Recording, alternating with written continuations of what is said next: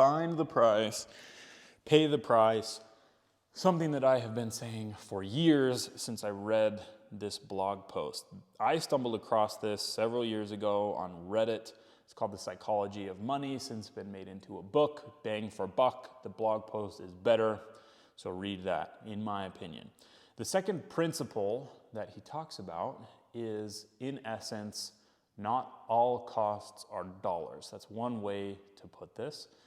And he talks about cost avoidance syndrome. This is the way he puts it: a failure to identify the true costs of a situation with too much emphasis on financial costs while ignoring the emotional price that must be paid to win a reward. And he goes on to present an analogy which I particularly like. Some people think it's a little bit outrageous.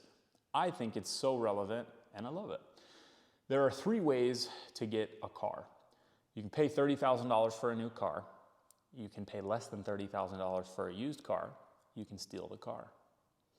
The first time I read option three, it seemed a little, it was a little hyperbole for me, a little too much hyperbole, at least during the first 5 seconds. And then I read the rest of the article and I understood. In this case, he says 99% of people avoid the third option because the consequences of stealing the car outweigh the upside. This is obvious. But say you want to earn a 10% annual return over the next 50 years. Does this reward come free? Of course not. Why would the world give you something amazing for free? Like the car, there is a price that has to be paid. The price is volatility and uncertainty, and like the car, you have a few options.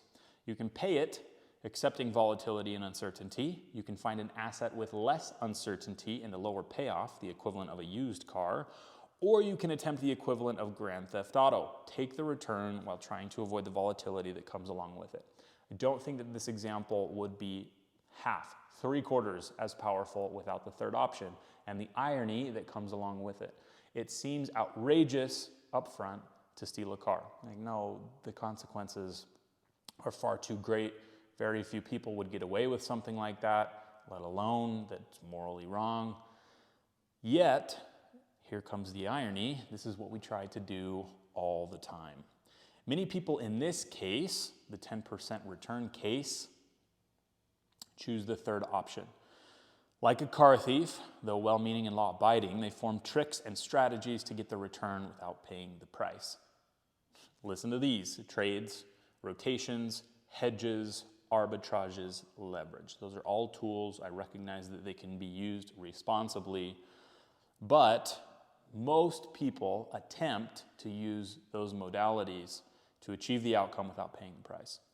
The money gods do not look highly upon those who seek a reward without paying the price. Some car thieves will get away with it. Many more will be caught with their pants down. Same thing with money. You see people doing the equivalent of attempting to steal cars all the time.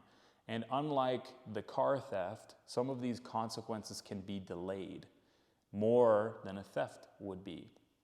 They can get delayed for months, years, sometimes even decades, but inevitably the laws of the universe that govern demand that a price be paid.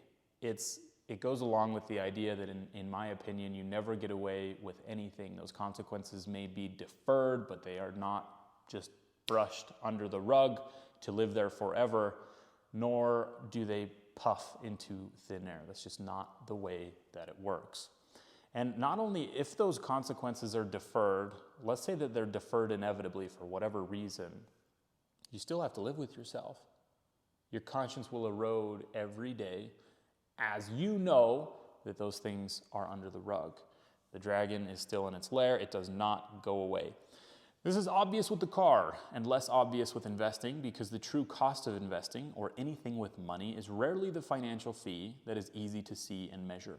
It's the emotional and physical price demanded by markets that are pretty efficient. Monster Beverage rose 211,000% from 95 to 2016, but it lost more than half its value on 5 separate occasions during that time. That is an enormous psychological price to pay. Buffett made $90 billion, but he did it by reading SEC filings for 12 hours a day for 70 years, often at the expense of paying attention to his family. Here too, a hidden cost.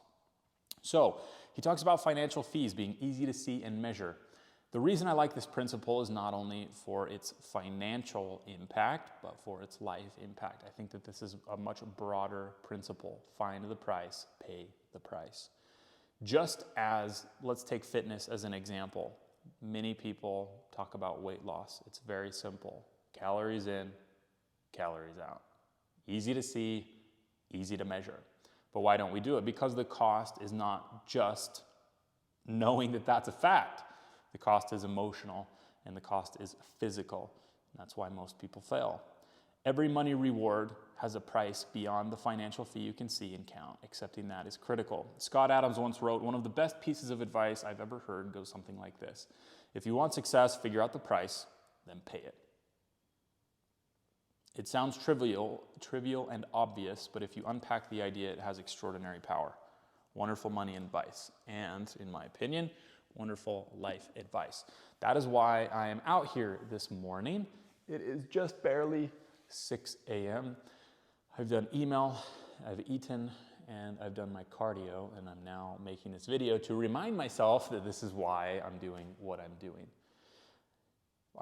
I have found what I believe the price to be to have the life that I want, and I'm willing to pay that price. It's important to understand, and it's important for me to remember, that it's not just about finding what you think you want and then getting after it and paying the price. It's about finding what you want, evaluating what that price is, and then asking the question, is this a price that I want to pay? Because it may not be.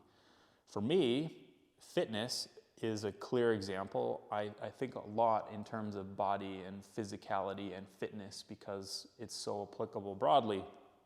But in my case, could I be a competitive physique competitor? Maybe. I probably have some of the tools. Am I willing to pay that price to be a top 1% competitor in that arena? No, I'm not willing to pay that price. It's a price that I understand, though. I understand what it costs, and I'm not willing to pay that. And that's true for many things in my life. There are a lot of things that would be really neat to do, a lot of things that I'm interested in. I love many different things, but I am not willing to pay the price for many different things at the expense of my most dear goals and aspirations. Alternatively, I have figured out, in my mind at least, we'll see if it plays out, what the cost is of being a successful entrepreneur in the pursuit of the industry that I'm in and the environment in which we find ourselves. I'm understanding more and more what that price is, and I am willing to pay that price. I can't speak for the me in 10 years or 20 years, but I can speak for the me today and hopefully a little ways into the future and fog. And yesterday was a 14-hour work day, and while that's not my average work day, it's certainly not unusual to work those types of hours. And that's outside of my breaks, and yesterday was up around 4 and finished my last meeting at about, 7:30 last night? I look at the remodel and the outcome of the house and the place we want to live and grow, and we're willing to pay that price, and it's a hefty price. But it's something that you can go back to and lean on and understand that, okay, this is my desired outcome. I've evaluated the price. I'm willing to pay this price, and then you get after it. And that, to me, is very motivational. It's why I've been doing what I've been doing for so many years. And hopefully I can say for so many years and 10 years from now, and it will be an even longer time horizon looking backward, I haven't really been going for that long. I like the Bill Gates quote, people often overestimate what they can do in 1 year and underestimate what they can do in 10. I've been trying to think in a longer time horizon instead of 6 months and 1 year and being dissatisfied with what happens over that time period, looking at 10. And if I look 10 years back, I'm satisfied with where I am. I'm dissatisfied in the same breath, but I've come a long way. So, costs are not all dollars. Costs can be emotional. They can demand attention and time and other resources that are scarce. And we need to make the evaluation every day. What is the price? Am I willing to pay it? And if it's something that you truly want, if it's something that you truly desire, pay the price. There's no way around it. You can't get around the fact that you've got to go to the cashier and pay up. So, reminder for myself. I understand the cost. I'm paying the price.